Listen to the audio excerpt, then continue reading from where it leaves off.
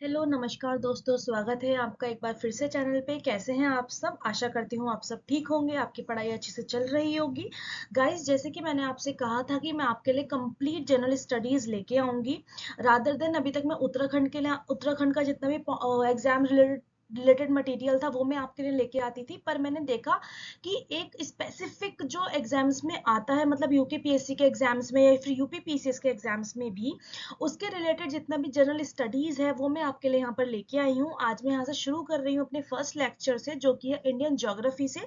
हम ज्योग्राफी उठाएंगे, ज्योग्राफी के इंडियन ज्योग्राफी से हम स्टार्ट करेंगे, जिसमें आज हम सबसे पहले देखेंगे इंडिया का जनरल इंट्रोडक्शन। इंडिया के बारे में जितना भी जनरल इंट्रोडक्शन है वो सब देखेंगे। वीडियो को स्टार्ट करने से पहले मैं आपको बता दूं, मैं सारा का सारा फैक्ट बेस्ड आपको पढ़ाऊंगी। इसके नोट्स आपको टेलीग्राम चैनल पे मिलेंगे। जो मैंने आपको यहाँ पे पढ़ाया है वो मैंने अपना खुद लिख के लाई हूँ, समझा के। अब मेरा हैंड रिटन है, ठीक है। टॉपिक वाइज आपको, पॉइंट वाइज मैंने आपको बताया है। आपको कोई भी बुक पढ़ने की इसके बाद जरूरत नहीं है। अगर फिर भी आपको जरूरत लगती है कोई रिसोर्स देखने की, तो आप क्लास 11th एंड 12th की एनसीईआरटी ऑफ ज्योग्राफी देख सकते हैं, ठीक है, क्योंकि उसी से ही ज्यादा पूछा जाता है ज्योग्राफी की। ऐसे कोई स्पेसिफिक बुक नहीं है जैसे कि एम लक्ष्मीकांत फॉर हिस्ट्री है, या फिर Vipin Chandra for sorry M Laxmikanth for polity है, या फिर विपिन चंद्र फॉर हिस्ट्री है। ज्योग्राफी की अब बेसिकली एनसीईआरटीज ही पढ़ने के लिए बोला जाता है, जिसमें 11th एंड 12th की एनसीईआरटी बहुत ज्यादा जरूरी है। क्योंकि यूपीएससी के लिए होता है कि 6 to 12th एनसीईआरटी का आपको जरूरत होना है, जिसमें कि 6 to 12th in the sense कि उन बच्चों के लिए जिनका बेस कमजोर है, जिनको मतलब ह्यूमैनिटीज जिन्होंने नहीं पढ़ा है, जिन्होंने मतलब आर्ट साइड फील्ड नहीं पढ़ा है, जो साइंस बैकग्राउंड के हैं, फिर जो मैथ्स बैकग्राउंड के हैं, उनके लिए वो जरूरी होता है कि 6 to 12th पढ़ेंगे। अगर जिनका बेस ऑलरेडी मजबूत है, या फिर जिनका फाउंडेशन तैयार है, ज्योग्राफी के बारे में जानते हैं, वो इंडिया का एस्पेक्ट जानते हैं, इंडिया का पॉलिटिकल फिजिकल थोड़ा सा भी कुछ जानते हैं, तो उनको 6 to 12th पढ़ने की इतनी ज्यादा जरूरत नहीं है। वो 10th 11th 12th से भी अपना स्टार्ट कर सकते हैं। और जो यूके, उत्तराखंड और उत्तर प्रदेश के जो पीसीएस एग्जाम्स में, या फिर जितने भी लोअर पीसीएस होते हैं, अपर पीसीएस होते हैं, या आरओ एआरओ के होते हैं, सारे एग्जाम्स इसमें कवर हो जाएंगे आपके। आपको इसके अलावा कहीं भी देखने की जरूरत नहीं है, बस आपको ये बार बार रिवाइज करनी है, ठीक है। अगर आपको मेरे ये वाले टॉपिक्स पसंद आएंगे जनरल स्टडीज के, तो प्लीज मुझे जरूर बताइएगा, जिससे कि मैं रेगुलर आपके लिए ये सब ला सकूं। मैं सब्जेक्ट वाइज यहाँ पे कंप्लीट करवाऊंगी। सबसे पहले मैंने उठाया है इंडियन ज्योग्राफी का, ठीक है। उसके बाद ऐसे ही पॉलिटी, हिस्ट्री, इकोनॉमिक्स हम तैयार करते हुए चलेंगे, ठीक है।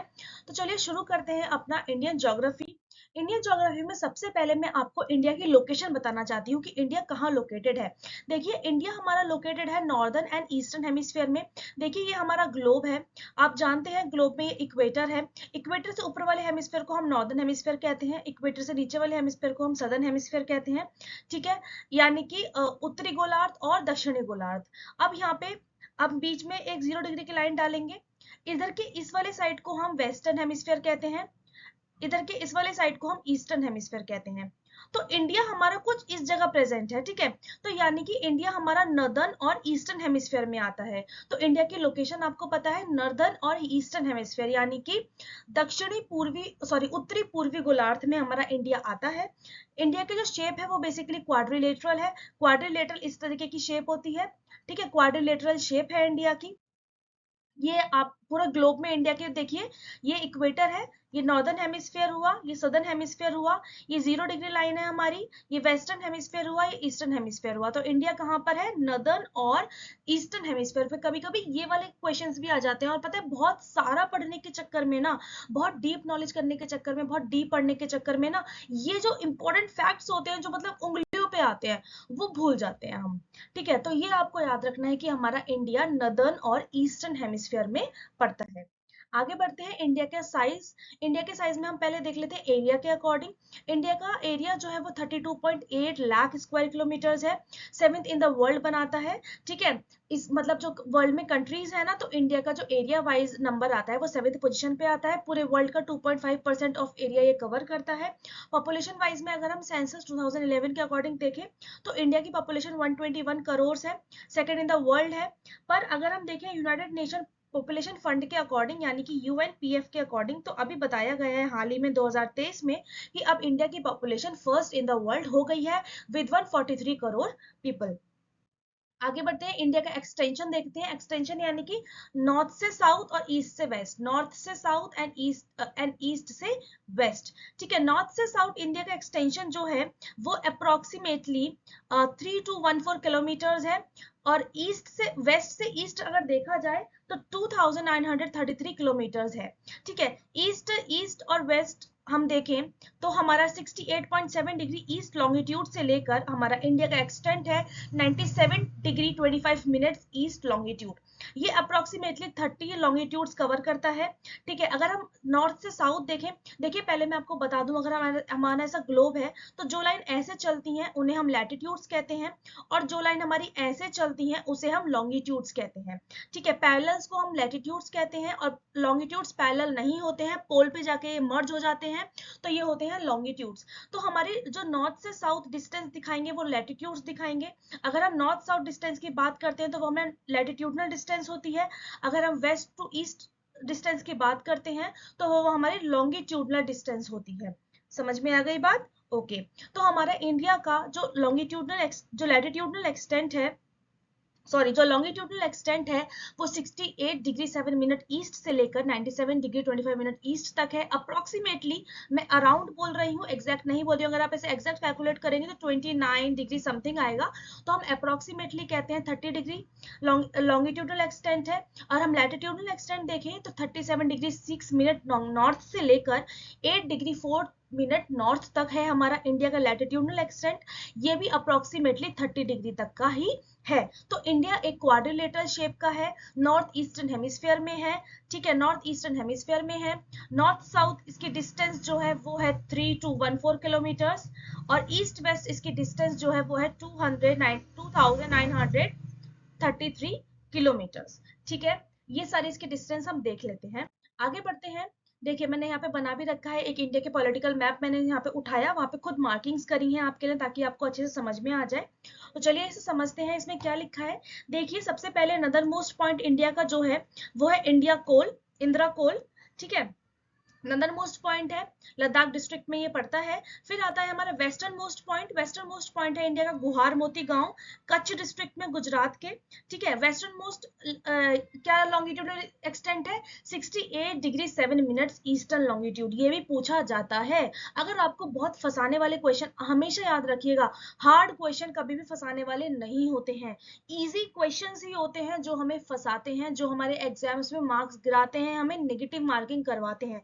बिकॉज हार्ड क्वेश्चंस हमेशा कंसेप्ट बेस्ड होंगे, और कंसेप्ट हर कोई पढ़ लेता है, पर ये जो फैक्ट्स हैं, ये इंपॉर्टेंट जो पॉइंट्स होते हैं, मतलब कि अगर आपको आया तो आपने टिक किया, नहीं आया तो आप नहीं कर पाए, वो हमेशा आपके बहुत इजी पॉइंट्स होंगे। अगर आपसे पूछ लिया लॉन्गिट्यूडनल एक्सटेंट बताइए इंडिया का, बाय चांस आपने सिर्फ 68 डिग्री कर रखा हो और ऑप्शन में आ जाए 68 degree 7 minute, 68 degree 5 minute, 68 degree 6 minute, कुछ भी हो सकता है ना। पेपर को अगर डिफिकल्ट बनाना चाहे तो कोई कैसे भी बना सकता है। तो आपको इसका मतलब क्या है कि आपको छोटे पॉइंट्स बहुत अच्छे से पढ़ने हैं। ठीक है, जो सबसे हल्के पॉइंट्स हैं वो आपको तो बहुत अच्छे से ही पढ़ने हैं।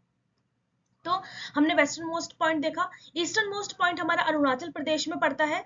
अरुणाचल प्रदेश में कहां पर? किबीथू गांव में। किबीथू गांव कहां पर है? अंजाव डिस्ट्रिक्ट में है अरुणाचल प्रदेश की। ठीक है, और क्या एक्सटेंट है वहां पर? 97 डिग्री 25 मिनट ईस्ट। ठीक है, और डिस्टेंस, और यहाँ पे मैंने आपको एक्सटेंट बता दिया था कितना, 2933 किलोमीटर। ओके, हम देखते हैं southern most point. Southern most point अगर हम देखें तो सदर्न मोस्ट पॉइंट हमारा है कन्याकुमारी, तमिलनाडु डिस्ट्रिक्ट में ये पड़ता है, और इसका लैटिट्यूडनल एक्सटेंट क्या है? 8 डिग्री 4 मिनट्स। ठीक है, और अगर हम मेन लैंड की बात करेंगे तो कन्याकुमारी आएगा। अगर हम ओवरऑल, अगर आपसे पूछा जाए कि which is the southern most point of India, तो आप इंदिरा पॉइंट बोलेंगे, या इसका एक नाम और है पेगमिलियन पॉइंट भी इसे कहते हैं। ठीक है, अंडमान निकोबार आइलैंड में पड़ता है। ठीक है, अगर ओवरऑल बात करी जाए तो 6 डिग्री 45 मिनट नॉर्थ के साथ Indira point is the southern most point. ये अभी सबमर्ज्ड हो गया है। अगर मेनलैंड की बात करी जाए तो Kanyakumari is the southern most point. ठीक है, याद रखेंगे। आगे बढ़ते हैं। इंडिया की जो नॉर्थ से साउथ डिस्टेंस है मेनलैंड की, वो हमेशा ज्यादा होती है ईस्ट से वेस्ट डिस्टेंस के, क्योंकि जो लैटिट्यूड्स जो है उनकी डिस्टेंस हमेशा सेम रहती है, जबकि लैटिट्यूड्स हमेशा पैरेलल में रन करते हैं, तो इनके बीच की डिस्टेंस ना हमेशा सेम रहती है। बट लॉन्गिट्यूड्स जो होते हैं ना, वो पोल पे जाके मर्ज हो जाते हैं, तो लॉन्गिट्यूडनल डिस्टेंस हमेशा, जैसे जैसे हम पोल की तरफ को बढ़ते हैं, तो लॉन्गिट्यूडनल डिस्टेंस हमेशा कम हो जाती है। ठीक है, तो इसलिए लॉन्गिट्यूडनल डिस्टेंस इंडिया की कम है लैटिट्यूडनल डिस्टेंस से, बस यही इसमें लिखा गया है। ये पॉइंट्स मैंने आपके लिए बनाए हैं ताकि आपको जब रिवाइज करो ना तो आपके पास एक ऐसा पॉइंट्स मतलब लिखे हुए हो जिन्हें आप पढ़ो, समझो और याद हो जाए। ठीक है, आगे बढ़ते हैं। अब इंडिया का जो लैटिट्यूडनल एक्सटेंशन है उसका क्या इम्पैक्ट पड़ता है। देखिए, इंडिया का जो लैटिट्यूडनल एक्सटेंशन है, आपको पता होगा कि इंडिया के बिल्कुल बीचों बीच से ट्रॉपिक ऑफ कैंसर नाम की यानी कि कर्क रेखा नाम की एक लाइन गुजरती है जो 23.5 डिग्री नॉर्थ में पड़ती है। तो इसकी वजह से अब देखिए मैं आपको बता देती हूँ, ये हमारा ग्लोब है। ग्लोब में सबसे बीच में हमारी 0 डिग्री इक्वेटर है। ये 23.5 डिग्री नॉर्थ हुआ। ठीक है, 23.5 डिग्री नॉर्थ हुआ। ये 23.5 डिग्री साउथ हुआ। ठीक है, 23.5 डिग्री नॉर्थ को हम कहते हैं ट्रॉपिक ऑफ कैंसर और 23.5 डिग्री साउथ को हम कहते हैं ट्रॉपिक ऑफ कैप्रिकॉर्न। तो ट्रॉपिक ऑफ कैंसर से लेकर ट्रॉपिक ऑफ कैप्रिकॉर्न तक ये एरिया हमारा होता है ट्रॉपिकल एरिया। ठीक है, ये एरिया हमारा होता है ट्रॉपिकल एरिया। इसके ऊपर पड़ जाता है हमारा टेम्परेट एरिया। ठीक है, अब आप यहाँ पे ध्यान से देखिएगा इंडिया की पोजीशन क्या है। ये हमारा गोला है, मतलब ग्लोब है। ये 0 डिग्री नॉर्थ है, ये 23.5 डिग्री नॉर्थ है यानी कि ट्रॉपिक ऑफ कैंसर, ये ट्रॉपिक ऑफ कैप्रिकॉर्न है। इंडिया की पोजीशन कुछ इस तरीके से है।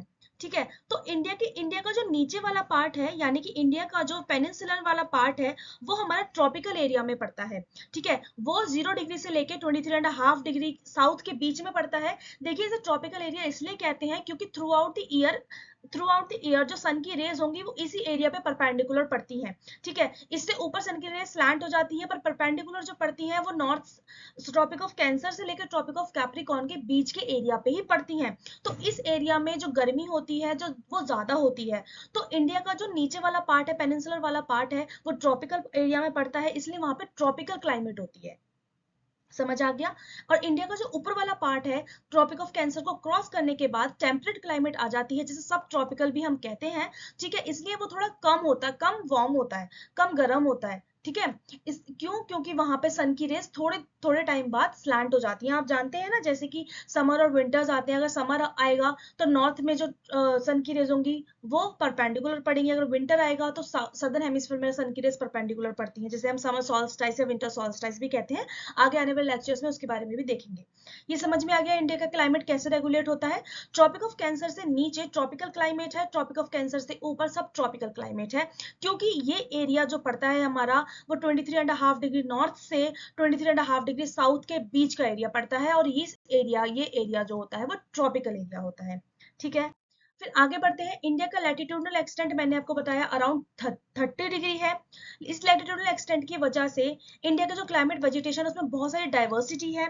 ठीक है, ट्रॉपिक ऑफ कैंसर इंडिया के बिल्कुल बीचों बीच से पास होती है और इंडिया को 2 मेजर पार्ट में डिवाइड करती है यानी कि सब ट्रॉपिकल एंड ट्रॉपिकल पार्ट।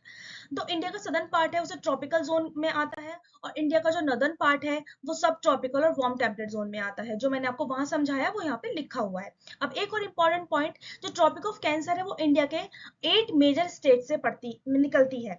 ठीक है, वो स्टेट्स कौन से हैं? देखिए, इसको याद करने की कोई ट्रिक नहीं है, आपको बस इसको अगर आपने इंडिया का पॉलिटिकल मैप थोड़ा सा भी दिमाग में बिठा रखा है, अगर नहीं बिठाया है ना गाइस तो प्लीज बिठा लीजिए। ठीक है, क्योंकि उसका तो मैं आपको कोई और वो तरीका नहीं दे सकती।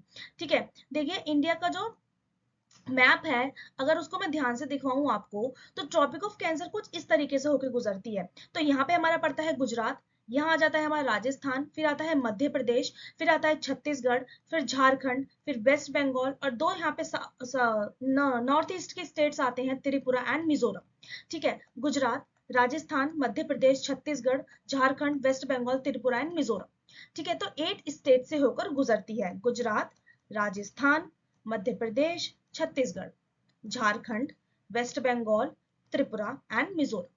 ठीक है, फिर से रिवाइज करेंगे कौन कौन से स्टेट्स हैं। सबसे इधर कॉर्नर में है गुजरात, फिर आता है राजस्थान। मैंने जब याद किया था तो मैंने इसको हमेशा मैप के अकॉर्डिंग याद किया था कि मैप में वो स्टेट्स की पोजीशन क्या है। बीच से गुजर रही है तो बीच के स्टेट, सबसे पहले गुजरात, राजस्थान, फिर यहाँ आ जाएगा हमारा मध्य प्रदेश, मध्य प्रदेश के बाद आ जाएगा यहाँ पे छत्तीसगढ़, फिर ऊपर से यहाँ आएगा झारखंड, फिर यहाँ पे होगा वेस्ट बंगाल, वेस्ट बंगाल के बाद यहाँ पे होगा त्रिपुरा और फिर उसके पास में होगा यहाँ पे मिजोरम। ठीक है, कितने स्टेट से होकर गुजरती है? 8 स्टेट से। जितने ज्यादा आप मेरे साथ रिवाइज कर लेंगे उतने ज्यादा ही फायदे में रहेंगे। कितने स्टेट से होकर गुजरती है? 8 स्टेट से। 8 स्टेट्स कौन कौन से हुए फिर से देखेंगे। क्योंकि मैं इसको आपको इतना बार क्यों दोहरा रही हूँ, क्योंकि ये आता है एग्जाम में, पूछा जाता है, which of the following states, through which of the following states tropic of cancer does not pass. कोई भी स्टेट्स दे देंगे, उसमें से एक गलत दे देंगे, तो आपको वो पता होना जरूरी है कि किससे नहीं गुजरती है ना। तो देखेंगे ट्रॉपिक ऑफ कैंसर जा रही है, ठीक है, ट्रॉपिक ऑफ कैंसर जा रही है, सबसे यहाँ पे है गुजरात, यहाँ से आया राजस्थान, यहाँ पे है हमारा मध्य प्रदेश, फिर आया यहाँ पे हमारा छत्तीसगढ़, फिर ऊपर से यहाँ पे आता है झारखंड, फिर यहाँ पे है वेस्ट बंगाल, और दो नॉर्थ ईस्ट के त्रिपुरा एंड मिजोरम। इन दोनों में बहुत कंफ्यूज किया जाता है कि मणिपुर दे दिया या फिर नागालैंड दे दिया, तो कंफ्यूज हो जाते हैं। दो टीएम, त्रिपुरा एंड मिजोरम, ठीक है। चलिए आगे बढ़ते हैं। इंडिया का अभी तो हमने देखा लैटिट्यूडनल एक्सटेंट, यानी कि ऐसे वाला लैटिट्यूड्स। अब देखेंगे हम लॉन्गिट्यूडनल एक्सटेंट, कि इंडिया के लॉन्गिट्यूड की वजह से इंडिया के क्लाइमेट पे या फिर इंडिया में क्या क्या देखा जाता है। तो लॉन्गिट्यूडनल इंपैक्ट की वजह से इंडिया में देखिए, लॉन्गिट्यूडनल एक्सटेंट इंडिया का ये है 68 डिग्री 7 मिनट ईस्ट से लेकर 97 डिग्री 25 97 डिग्री 25 मिनट ईस्ट तक। तो ये अराउंड 30 डिग्री का फर्क हुआ। अब अगर देखा जाए तो इंडिया का ये वाला पार्ट और ये वाले पार्ट में 30 डिग्री का फर्क है। मैं आपको बता दूं, जैसे हमारे ग्लोब में आपको पता है 0 डिग्री से हमारा क्या होता है, टाइम कैलकुलेट होता है, ग्रीनविच टाइम मेरिडियन जिसे हम कहते हैं, ग्रीनविच टाइम मेरिडियन, ये 0 डिग्री से होकर निकलती है लंदन के ग्रीनविच सिटी से। तो अगर हम अगर हम उसके इस तरफ जाते हैं तो हमारा टाइम हमेशा प्लस में होता है, अगर हम उसके इस तरफ रहते हैं तो टाइम हमेशा माइनस में होता है। अब देखिए, अगर हम ग्रीनविच टाइम मेरिडियन के अकॉर्डिंग देखें तो यहाँ पर और यहाँ पर टाइम डिफरेंस जो आएगा वो 2 आवर्स का आएगा। वो कैसे आएगा मैं आपको बता देती हूँ। 1 डिग्री लॉन्गिट्यूड का मतलब है हमारा, सॉरी, हमारा 1 आवर में 15 डिग्री लॉन्गिट्यूड्स कवर हो जाते हैं, यानी कि 15 लॉन्गिट्यूड्स आपके कवर हो जाएंगे 1 घंटे में। तो अभी आप बताइए, जब इंडिया का लॉन्गिट्यूडनल एक्सटेंट हमारा 30 डिग्री है तो कितने आवर्स का डिफरेंस हो गया, 2 आवर्स का हो गया।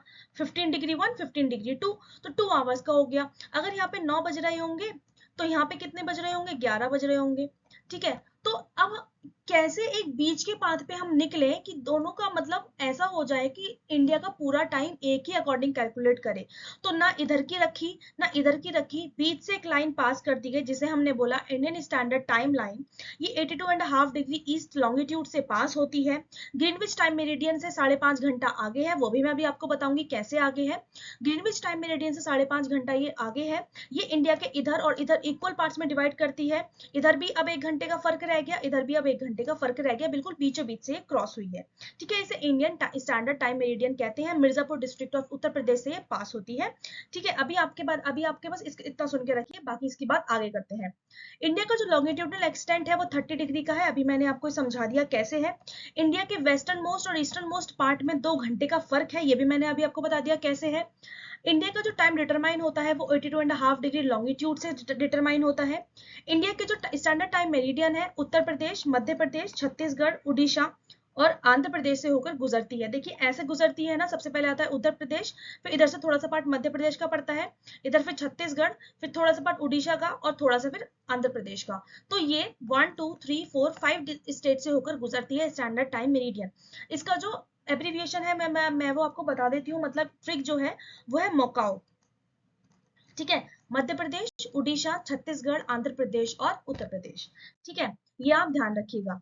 इंडिया का जो टाइम मेरिडियन है वो ग्रीनविच टाइम मेरिडियन के 5.5 घंटा आगे है, ये मैंने आपको बता दिया। अगर यहाँ पे ग्रीनविच टाइम मेरिडियन 0 डिग्री पर है, अगर यहाँ पर दोपहर को 12 बज रहे होंगे तो इंडिया में उस वक्त शाम के 5:30 बज रहे होंगे, क्योंकि इंडिया का जो टाइम है वो 5.5 घंटा आगे है ग्रीनविच टाइम मेरिडियन के।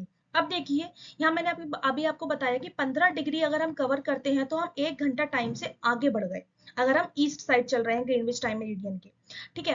तो 1 घंटा हम आगे बढ़ गए। अब देखिए 0 डिग्री से 82.5 डिग्री तक कितने डिग्रीज का फर्क है, 82.5 डिग्रीज का फर्क है। तो देखिए 15 डिग्री में 1 घंटा, अगर मैं इसको देखूं तो जब 75 डिग्री यहाँ पे होगा, यानी कि 15 5 75, तो कितने घंटा हो जाएगा, 5 आवर्स हो जाएगा, ठीक है। 15 5 75 होता है ना, तो यहाँ पे भी मल्टीप्लाई बाय 5, यहाँ पे भी मल्टीप्लाई बाय 5, तो हो गया 75 डिग्री अगर कवर कर लिया हमने तो हम कितना आगे पहुंच गए, 5 आवर्स आगे पहुंच गए। अब देखिए कितना बचा, 5.5 डिग्री बचा।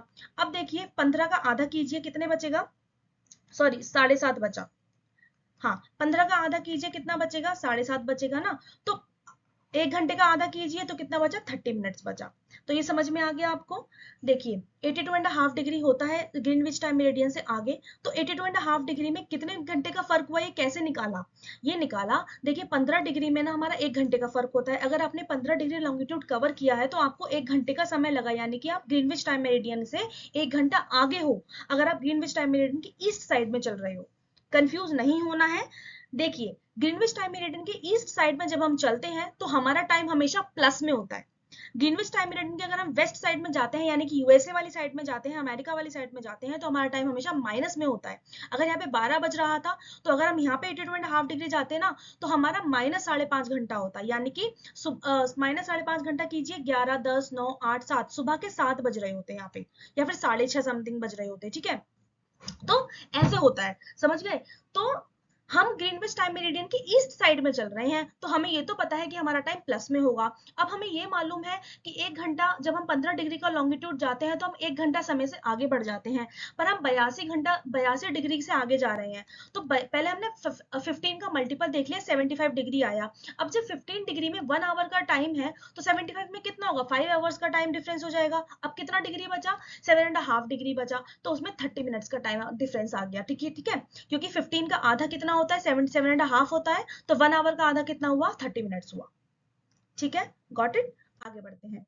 अब देखते हैं इंडिया के बॉर्डर्स। इंडिया के बॉर्डर्स जो हैं, इंडिया के 2 तरीके के बॉर्डर्स हैं, क्योंकि इंडिया एक कोस्टल लैंड भी है। इंडिया का जो नीचे वाला पार्ट है, ठीक है, ये वाला पार्ट जो है ये कोस्टल एरिया है। तो इंडिया के साथ इंडिया लैंड बॉर्डर भी बनाता है कंट्रीज के साथ, और कोस्टल बॉर्डर्स भी बनाता है।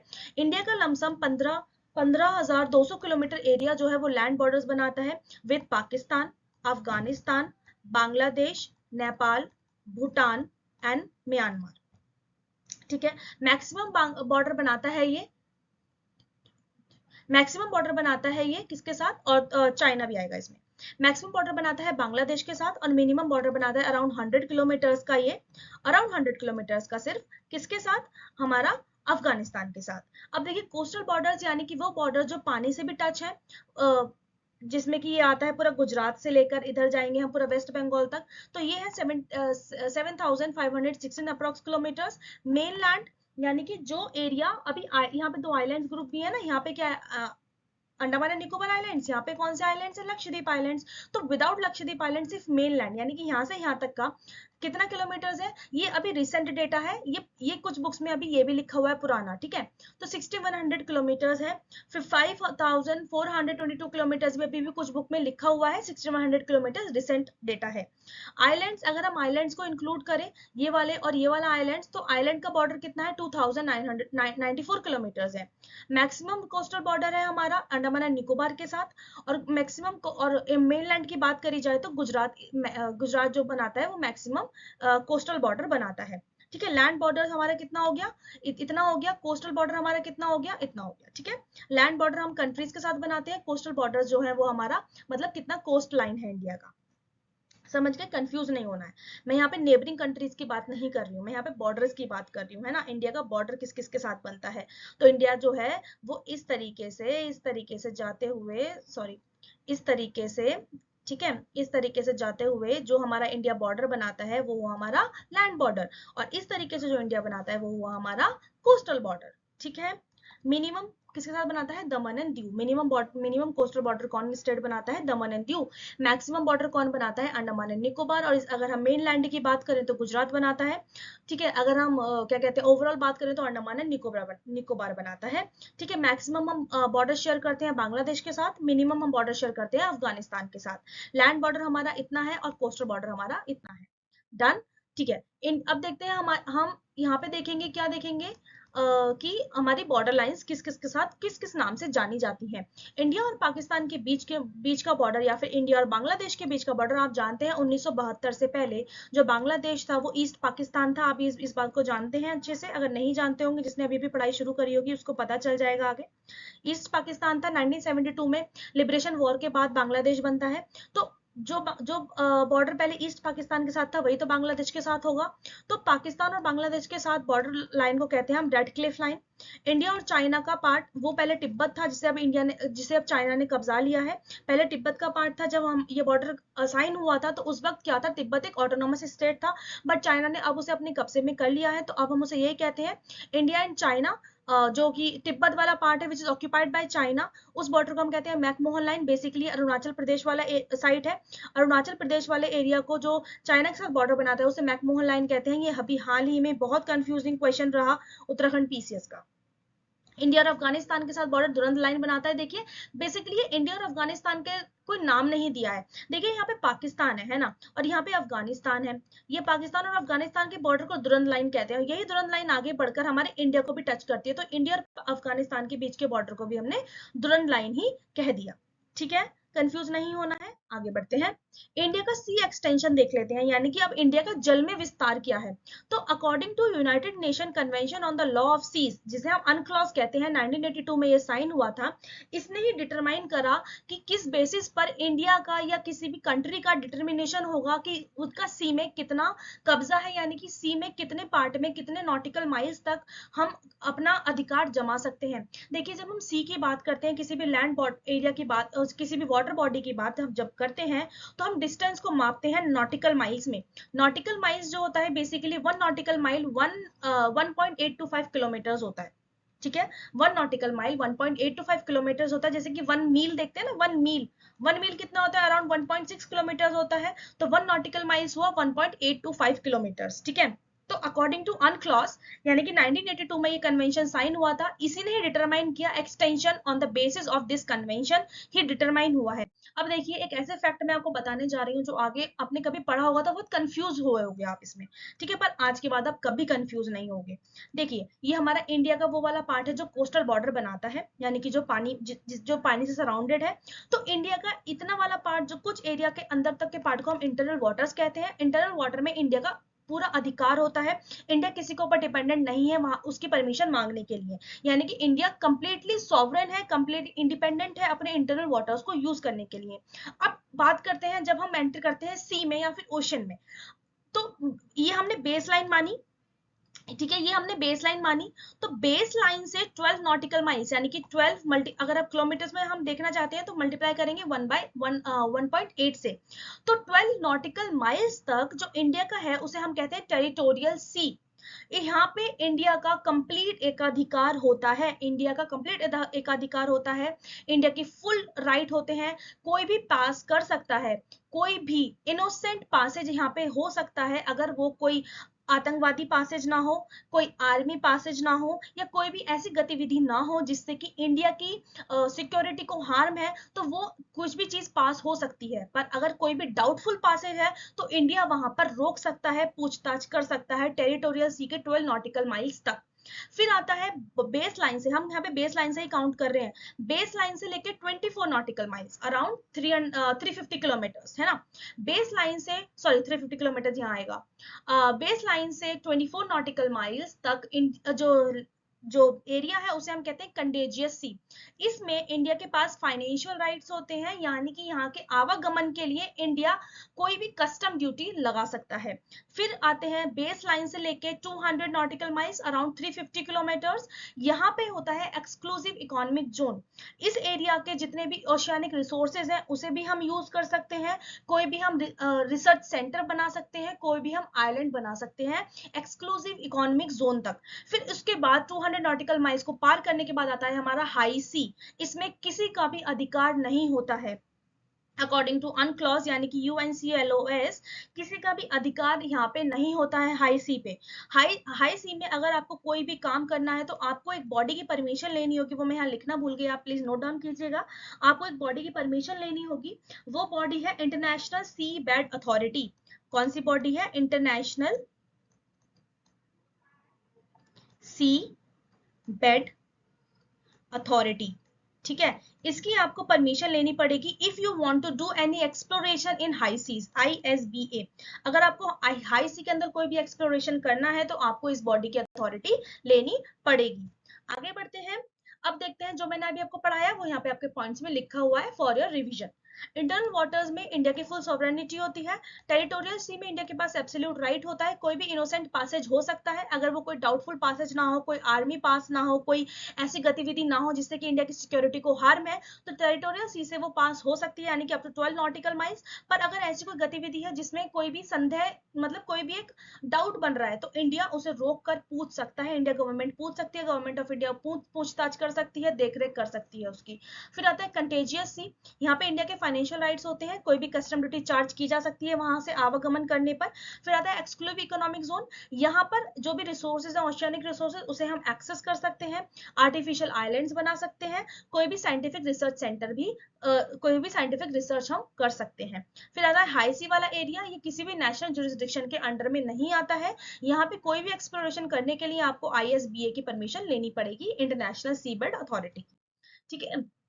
अब हमने बात करा कि इंडिया के पास इतना बड़ा कोस्टल बॉर्डर है, अराउंड 7,516 किलोमीटर्स का। तो इसका क्या बेनिफिट होगा? इंडिया का कोस्टल बॉर्डर इंडिया को एक सब कॉन्टिनेंट की परिभाषा में लेकर आता है। ठीक है, सब कॉन्टिनेंट किसे कहते हैं? सब कॉन्टिनेंट उसे कहते हैं जिसके पास एक यूनिक ज्योग्राफिकल फीचर्स है, उसे सब कॉन्टिनेंट कहते हैं। देखिए हमारा भारत देश जो है ना, वो इतनी स्ट्रैटेजिक लोकेशन में लोकेटेड है। देखिए इसके जो नदर्न एरिया में क्या है, हिमालयाज है, इसके सदर्न पार्ट में क्या है, वाटर बॉडीज है। तो इंडिया ऑलरेडी एक सब कॉन्टिनेंट है, इसे इंडियन सब कॉन्टिनेंट कहते हैं, जिसमें 7 कंट्रियां आती हैं, जो मैं अभी आगे आपको बताऊंगी, जिसमें पाकिस्तान, मालदीव, श्रीलंका, भूटान, नेपाल, म्यांमार, ये सब आते हैं। ठीक है, तो इंडियन सब कॉन्टिनेंट की परिभाषा देता है because of the presence of coastal borders. Coast line के होने से मानसून विंड्स इंडिया में एंटर कर पाती हैं। ठीक है, आधे साल तक साउथ वेस्ट मानसून और आधे साल तक नॉर्थ ईस्ट मानसून। क्यों? क्योंकि कोस्ट से जो जो विंड्स अंदर एंटर करेंगी वो हमेशा क्या होंगी, वो हमेशा मॉइस्चर कंटेनिंग विंड्स होंगी, तो बारिश होगी। तो कोस्टल लाइन होने की वजह से इंडिया में रेनफॉल आती है अच्छे से। जो कोस्ट लाइन के पास एरियाज लोकेटेड होते हैं, वहां पे मॉडरेट टाइप का क्लाइमेट बना रहता है, ना ज्यादा गर्मी ना ज्यादा सर्दी, because of land breeze and sea breeze. ये कंसेप्ट भी अभी आगे आपको पता चलेगा फिजिकल ज्योग्राफी में, what is land breeze and sea breeze, सब पता चलेगा आपको, कोई भी कंफ्यूज होने की जरूरत नहीं है। अभी बस आप अपने भारत देश के बारे में जानिए। ठीक है, फिर आते हैं कोस्टल रीजन होने की वजह से। ठीक है, कोस्टल रीजन होने की वजह से बहुत सारे पोर्ट्स यानी कि बंदरगाह बनते हैं, जिससे कि इंटरनेशनल ट्रेड किया जा सकता है। फिर यहाँ पे देखते हैं आगे इसके पॉजिटिव बेनिफिट्स। कोस्टल रीजन होने की वजह से इंडिया को बहुत सारी कंट्रीज के साथ कनेक्टिविटी मिलती है। ठीक है, कोस्टल रीजन होने की वजह से टूरिज्म के लिए बहुत बेनिफिशियल होता है। ठीक है, जैसे क्रूज वगैरह चलते हैं। कोस्टल बॉर्डर्स होने की वजह से इंडिया के पास ओशियनिक रिसोर्सेज की अवेलेबिलिटी रहती है, यानी कि जो रिसोर्सेज पानी में पाए जाते हैं उनकी अवेलेबिलिटी रहती है कोस्टल बॉर्डर्स होने की वजह से। अभी हमने देखा ना कि 200 नॉटिकल माइल्स तक इंडिया के पास एक्सक्लूसिव इकोनॉमिक जोन होता है, जिसमें इंडिया अपने ओशियानिक रिसोर्सेज का क्या कर सकता है, यूज कर सकता है। कोस्टल बॉर्डर होने की वजह से इंडिया को एक स्ट्रैटेजिक और एक सिक्योरिटी वाली एक क्या कहते हैं, एक पोजीशन मिलती है, स्ट्रैटेजिक पोजीशन मिलती है। ठीक है, और आगे बढ़ते हैं। पर कुछ नेगेटिव इंपैक्ट्स भी हैं इस कोस्टल बॉर्डर होने के। कोस्टल बॉर्डर होने के लिए इंडिया के पास सबसे पहले सुनामी यानी कुछ ऐसे नेचुरल डिजास्टर्स जो कि वाटर में होते हैं, जो कि सी और ओशन के होने की वजह से होते हैं, जैसे कि सुनामी और साइक्लोन्स, ये बहुत ज्यादा हिट करते हैं। आप जानते होंगे कि इंडिया के जो ईस्टर्न कोस्टल बॉर्डर सबसे ज्यादा सुनामी हिट करते हैं वहां पे। ठीक है, कोस्टल बॉर्डर होने की वजह से पायरेट्स का खतरा बना रहता है, यानी समुद्री डाकुओं का खतरा बना रहता है। अभी तो पायरेट्स नहीं होते हैं, पहले पायरेट्स बहुत ज्यादा होते थे। ठीक है, अभी क्या होता है, अभी क्या होगा, कोस्टल बॉर्डर होने की वजह से आपने देखा होगा टेररिज्म भी बढ़ता है किसी कंट्री में। ठीक है, कोस्टल बॉर्डर होने की वजह से वहां की सिक्योरिटी को मेंटेन करने के लिए एक्स्ट्रा एक्सपेंडिचर करना पड़ता है। ठीक है, पर कितने भी हम नेगेटिव इम्पैक्ट्स देखें, उसके बावजूद भी कोस्टल बॉर्डर्स जो है वो किसी भी कंट्री के लिए, अभी हम इंडिया की बात कर रहे हैं, तो इंडिया के लिए बहुत बेनिफिशियल है। अब हम इंडिया को सब कॉन्टिनेंट क्यों कह रहे हैं? अभी मैंने बोला ना कि कोस्टल बॉर्डर होने की वजह से इंडिया को एक सब कॉन्टिनेंट की परिभाषा में एंटर करवा दिया जाता है, या फिर इंडिया के सब कॉन्टिनेंट की परिभाषा में एंटर हो जाता है। तो सब कॉन्टिनेंट क्या होता है? सब कॉन्टिनेंट एक ऐसी प्लेस को कहते हैं, एक ऐसे कॉन्टिनेंट को कहते हैं जिसके पास एक सेपरेट ज्योग्राफिकल आइडेंटिटी होती है। जैसे कि इंडिया और उसके नेबरिंग कंट्रीज के पास एक सेपरेट ज्योग्राफिकल आइडेंटिटी है। क्या आइडेंटिटी है? कि उनके नॉर्थ में तो बहुत सारी माउंटेन रेंजेस हैं, जैसे कि Sulaiman range, Hindu Kush range, Himalayan range, Purvanchal range या अरक्कन योमा। ठीक है। और उसके साउथ में क्या है, ओशियानिक एक्सटेंशन है, जैसे कि वे ऑफ बंगाल, अरेबियन सी या इंडियन ओशियन। तो ये सब मिलकर इंडिया को एक ज्योग्राफिकल आइडेंटिटी प्रोवाइड करते हैं, एक अलग ज्योग्राफिकल आइडेंटिटी प्रोवाइड करते हैं, जिस वजह से इंडिया को एक उप महाद्वीप यानी कि सब कॉन्टिनेंट की परिभाषा में रखा जाता है। इंडिया और उसकी 7 मेजर कंट्रीज को मिलाकर हम इंडियन सब कॉन्टिनेंट की परिभाषा में रखते हैं। 7 कंट्रीज कौन कौन सी है, पाकिस्तान, इंडिया, नेपाल, भूटान, बांग्लादेश, श्रीलंका एंड मालदीव्स। ये 7 कंट्रीज जो है वो इंडियन सब कॉन्टिनेंट की भाषा में आती है। आगे बढ़ते हैं। अब देखिए यहाँ पे 2 इंपॉर्टेंट मैं आपको यहाँ पे वो बताती हूँ, क्या कहते हैं उन्हें, मतलब एक टाइप से कंसेप्ट है। लैंड से लैंड को जोड़ने वाली एक स्मॉल वाटर बॉडी को हम स्ट्रेट कहते हैं। ठीक है, जैसे कि यहाँ पर एक लैंड है, जैसे मैंने आपके लिए एग्जाम्पल के लिए बना रखा है, यहाँ पे इंडिया के लैंड है, फिर यहाँ पे श्रीलंका है। तो इंडिया और श्रीलंका के बीच में क्या जा रहा है, इंडियन ओशन जा रहा है। तो इंडिया और श्रीलंका को पाक स्ट्रेट, यानी कि पाक स्ट्रेट इंडियन ओशन में बनी हुई है, वो एक स्मॉल स्ट्रेट है, स्मॉल वाटर बॉडी है, जो इंडिया और श्रीलंका के बीच में उसको कनेक्ट कर रही है। 2 लैंड मासेस को कनेक्ट करने वाली बॉडी को हम वाटर बॉडी को क्या कहते हैं, स्ट्रेट कहते हैं। ये हो रहा है वाटर बॉडी कनेक्ट कर रही है, पर हम वाटर बॉडी को हम क्या करें, लैंड और लैंड से ही लैंड को कनेक्ट कर दें वाटर बॉडी के ऊपर से निकालते हुए, तो उसे हम कहते हैं इस्थमस। ठीक है, लैंड और लैंड को ही कनेक्ट कर दें वाटर बॉडी के ऊपर से, तो उसे हम कहते हैं इस्थमस, जैसे कि आपने सुना होगा इस्थमस ऑफ पनामा। ठीक है, तो ये 2 इंपॉर्टेंट। अभी जैसे कि मैंने अभी आपको बताया कि ट्रॉपिक ऑफ कैंसर जो है वो इंडिया के 8 स्टेट से होकर गुजरती है। फिर से रिवाइज करते हैं, बताइएगा यहाँ पे कौन सा स्टेट है, मैं बाद में बोलूंगी, पहले आप बोलिएगा यहाँ पर कौन सा है, फिर इस जगह कौन सा आता है, फिर इस जगह, फिर इस जगह, फिर इस जगह, फिर इस जगह और इस जगह। ठीक है, फिल करते हैं, गुजरात, राजस्थान, मध्य प्रदेश, छत्तीसगढ़, झारखंड, वेस्ट बंगाल, त्रिपुरा एंड मिजोरम। ठीक है, तो अभी हमने देखा स्टेट्स, इसके साथ साथ हम देख लेते हैं कुछ कैपिटल्स यानी कुछ राजधानियां भी जिनके पास से ट्रॉपिक ऑफ कैंसर गुजरती है। तो सबसे पहले आती है हमारी रांची, ऐजवाल, भोपाल, गांधीनगर, अगरतला, और एक सिटी है उदयपुर सिटी। देखिए उदयपुर सिटी ना वहां पर भी है, राजस्थान में भी, पर मैं ये उदयपुर सिटी बात कर रही हूँ त्रिपुरा की। ये ट्रॉपिक ऑफ कैंसर के सबसे नजदीकी शहर माना जाता है, यानी closest city to tropic of cancer क्या है, Udaipur city of Tripura. Facts है, याद रखेंगे। आगे बढ़ते हैं। अब देखते हैं मीन सी लेवल। इंडिया का जो मीन सी लेवल है, आजादी से पहले कराची से कैलकुलेट होता था, पर आजादी के बाद यानी कि इंडिपेंडेंस के बाद मुंबई से मीन सी लेवल को कैलकुलेट किया गया, पर हाल ही में प्रेजेंटली अब उसे चेन्नई से कैलकुलेट किया जाता है। ये भी एक फैक्ट है, याद रखेंगे। ठीक है, और फैक्ट बता देती हूँ। K2 यानी गॉडविन ऑस्टिन हाईएस्ट पॉइंट है इंडिया का, जो कंप्लीटली इंडिया में है। अब आप कहेंगे एवरेस्ट भी तो है, पर एवरेस्ट का ज्यादा पार्ट नेपाल में पड़ता है। ठीक है, K2 गॉडविन ऑस्टिन इंडिया का हाईएस्ट पॉइंट है, जिसकी हाइट 8611 मीटर्स है। इंडिया का लोवेस्ट पॉइंट कुट्टनड डिस्ट्रिक्ट केरला में, कुट्टनड केरला में आता है, इसकी हाइट -2 मीटर्स है, यानी कि -2 मीटर्स गहराई में है ये। यहाँ पे राइस कल्टीवेशन बहुत ज्यादा होता है इस रीजन में, और यहाँ के राइस भी बहुत फेमस है। कुछ याद नहीं रखना है आपको, याद रखना है कुट्टनड रीजन अगर कभी आ जाए तो it is famous for rice cultivation, जिसे हम पैडी कल्टीवेशन, धान की खेती कहते हैं, ये केरला में पड़ता है। तो अभी मैंने ये स्टार्ट किया आपके साथ इंडियन ज्योग्राफी, आपको अपना पॉइंट ऑफ व्यू समझाने के लिए, आपको अपना टीचिंग स्टाइल समझाने के लिए। अगर आपको समझ में आया, अगर आप चाहते हैं कि कंटिन्यू करूं, तो प्लीज प्लीज प्लीज ज्यादा से ज्यादा कमेंट कीजिएगा, लाइक कीजिएगा। ये इसी तरीके से हम कवर करते हुए चलेंगे, फैक्ट्स बेस देखते हुए। अभी आपको मेरा मटेरियल समझ में आना चाहिए, मैं किस तरीके से पढ़ा रही हूँ। ये मटेरियल मैं आपको टेलीग्राम चैनल पे प्रोवाइड कर दूंगी। ठीक है, रोज अब इस वीडियोस आया करेंगे, हम जीएस कंप्लीट करेंगे जल्दी से जल्दी। कोशिश करूंगी कि मैं आपके लिए सारा जितना भी आप मांग रहे हैं सब कंप्लीट कर पाऊं।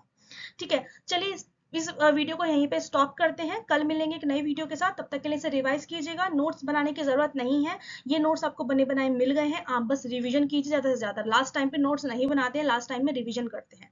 बाय बाय, थैंक यू, धन्यवाद गाइस, कल मिलते हैं। जब तक के लिए आप वीडियो लाइक कीजिएगा, शेयर कीजिएगा, सब्सक्राइब कीजिएगा। Bye bye.